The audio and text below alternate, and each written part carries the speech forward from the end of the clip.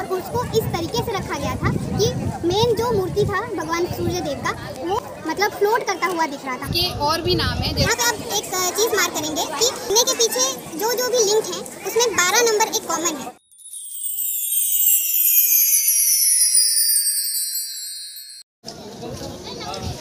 नमस्कार दोस्तों, मेरे चैनल में आप सभी का फिर से स्वागत है।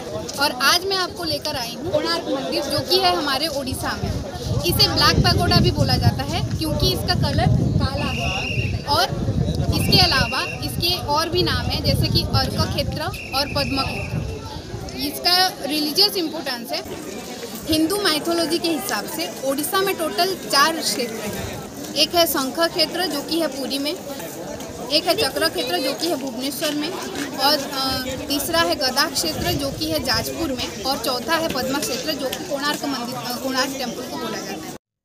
ये देखिए, इसका बनावट एकदम कमल फूल के पंखुड़ियों के जैसे दिख रहा है।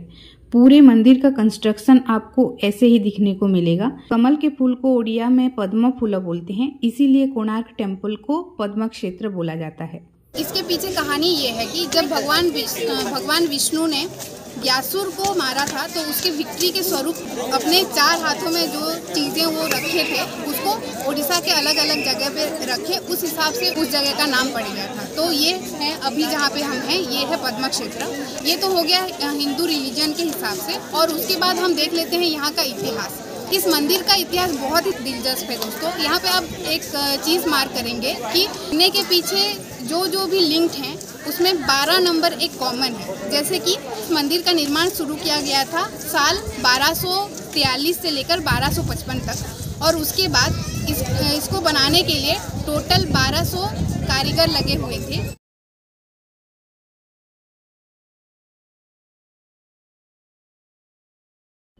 और मंदिर को बनने के लिए 12 साल लगे थे और इसको बनाने के लिए राजा के 12 साल का राजस्व खर्च हुआ था। तो मेन मंदिर का जो मुंडी है, जो उसके ऊपर मेन पत्थर रखा जाता है, उसके बाद मंदिर का निर्माण कंप्लीट माना जाता है। वो कंप्लीट नहीं हो पा रहा था, तो उसको कंप्लीट करने के लिए इस पूरे प्रोजेक्ट का जो मेन आर्किटेक्ट थे वो थे विशु महाराणा जी। तो उनका एक 12 साल का बेटा, तो वो जो मेन पत्थर है मंदिर के ऊपर उसको लगाया था, और उसके बाद मंदिर बनना कंप्लीट हुआ था। तो आप यहाँ पे मार्क करेंगे कि इस पूरे चीज में हर जगह पे एकदम चौंका देने वाली बात नंबर जो है वो कॉमन मिलेगा। ये तो हो गया इसका क्रोनोलॉजी के हिसाब से। इस मंदिर को बनवाए थे राजा लांगुला नरसिंह देव, जो कि गंगा डायनेस्टी के एक पावरफुल राजा थे। वो एक्चुअली सूर्य देव का बहुत बड़ा भक्त थे, इसके लिए उन्होंने इस मंदिर का निर्माण करवाया। और आप सोच नहीं सकते कि इतना एडवांस टेक्नोलॉजी उस टाइम पे यहाँ पे यूज़ किया गया था। जैसे कि इस मंदिर के ऊपर जो, जैसे मैंने बताया कि एक मैग्नेटिक इफेक्ट वाला पत्थर सबके ऊपर रखा गया था, और उसके अलावा बाकी जो भी स्टोन्स थे, हर 2 स्टोन्स में एक मैग्नेट थे, हवा में वो तैर रहा था। सबको इस तरीके से वो लोग अरेंज किए थे कि जब सूर्योदय होता था तो उसका रिफ्लेक्शन उस मूर्ति में रखे गए एक डायमंड पे रिफ्लेक्ट करता था, और उसकी रोशनी चारों ओर खेलती थी।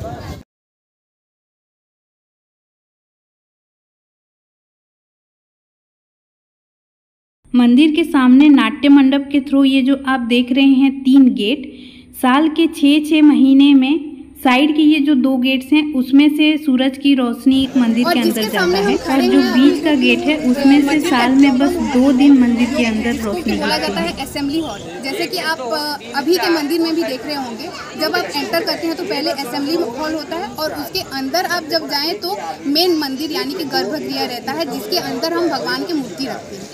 इसके तीनों साइड में भगवान सूर्य नारायण का 3 अलग अलग मूर्तियां रखा गया है, जो कि दिन के 3 टाइम को रिप्रेजेंट करते हैं। एक सुबह, एक दोपहर और एक शाम को रिप्रेजेंट करते हैं।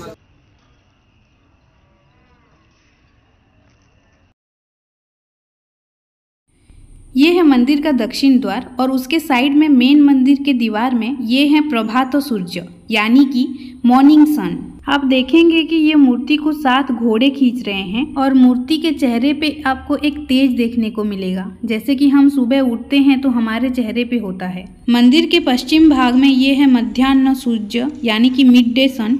इनके मूर्ति को भी 7 घोड़े खींच रहे हैं।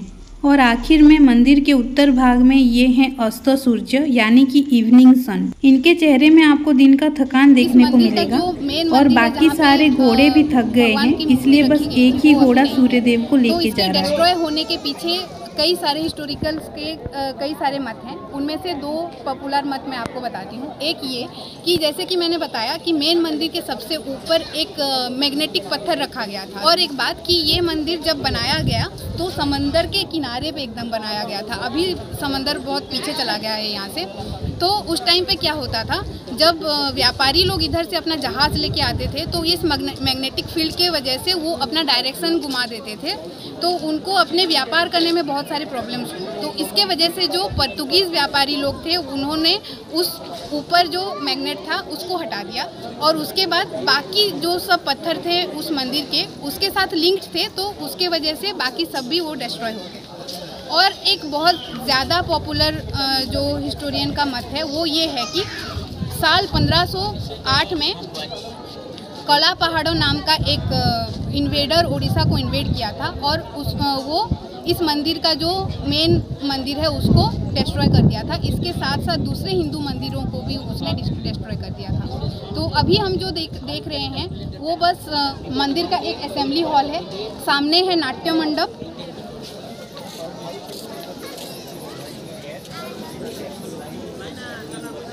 उसके बाद है उस टाइम का जो किचन हुआ करता था, भोगा मंडप, सूरज की रोशनी और कुछ और अवशेष रह गए।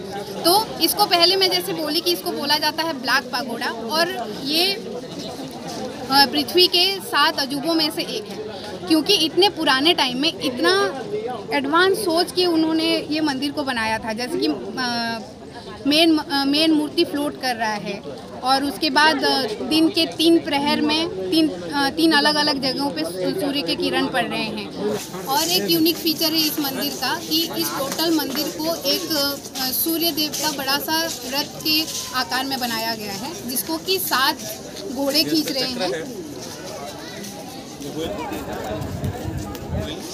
और उसका टोटल 24 पहिए हैं। उनमें से ये जो आपको दिख रहा होगा ये पहिया, इसमें टोटल 24 फाड़ी होंगे।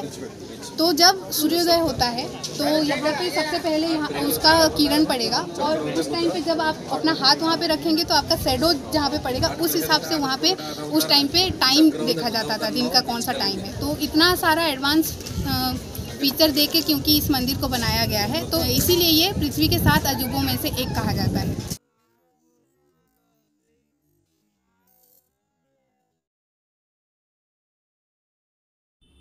ये देखिए समुद्र मंथन का दृश्य। औरत सिंदूर लगाती हुई, उस टाइम औरतें ऐसे सिंदूर लगाती थी। एक औरत सैंडल पहनी हुई है। फिर यहाँ पे एक औरत ने बैग पकड़ा हुआ है, और यहाँ पे देखिए एक सास कमर पे हाथ दिए हुए अपने बहू से कुछ कानाफूसी कर रही है। फिर यहाँ पे एक पत्नी आधा दरवाज़ा खोल के अपने पति का काम से आने का इंतज़ार कर रही है। तो अगर आपको लगता है कि सैंडल्स, बैग ये सब आज का फैशन है, तो नहीं, उस टाइम पे भी ये फैशन हुआ करता था। कई सारी इमेजेस में आपको देखने को मिलेगा कि महिलाएं युद्ध लड़ने जा रही हैं। ये बताता है कि उस टाइम पे महिलाओं का समाज में बहुत ही महत्वपूर्ण भूमिका हुआ करता था। ये देखिए राजा लांगुला नरसिंह देव और उनकी पत्नी, और उनके लेफ्ट साइड में सैनिक युद्ध लड़ने जा रहे हैं। इसी तरीके से पूरा मंदिर को आप अच्छे से देखेंगे तो रामायण महाभारत से शुरू करके उस टाइम पे इस मंदिर को कैसे बनाया गया था, युद्ध कैसे लड़े जाते थे, और उस टाइम का समाज कैसे था, इन सभी के बारे में इन पत्थर को खोद के बहुत अच्छे से बताया गया है। ज़रा सोचिए 12 साल में ये सब कैसे बनाया गया होगा।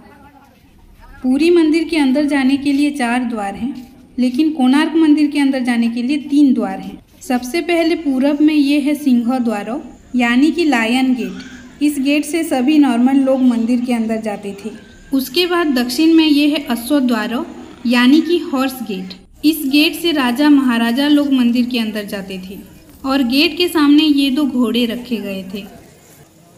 और आखिर में मंदिर के उत्तर भाग में ये है हस्ती द्वार यानी कि एलिफेंट गेट।